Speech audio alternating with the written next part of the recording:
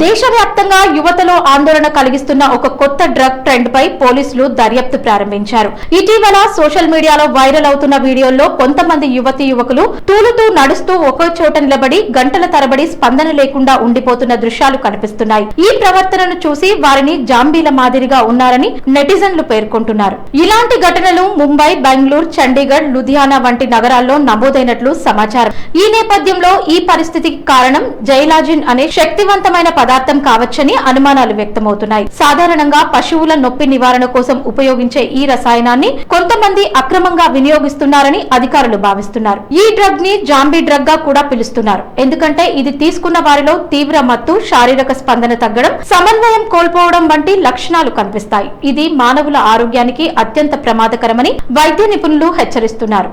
ఈ ఘటనల నేపథ్యంలో పంజాబ్ పోలీస్ ప్రత్యేక దర్యాప్తు ప్రారంభించింది. డ్రగ్ సరఫరా గొలుసు, దాని వినియోగం, యువతలో వ్యాప్తి ఎలా జరుగుతోందనే అంశాలపై విచారణ కొనసాగుతోంది. అదే విధంగా ఇతర రాష్ట్రాల పోలీస్ విభాగాలు కూడా అప్రమత్తమయ్యాయి. సోషల్ మీడియా ద్వారా యువతను ఆకర్షిస్తున్న ఈ ప్రమాదకర పదార్థాలపై కఠిన చర్యలు తీసుకోవాలని అధికారులు సూచిస్తున్నారు.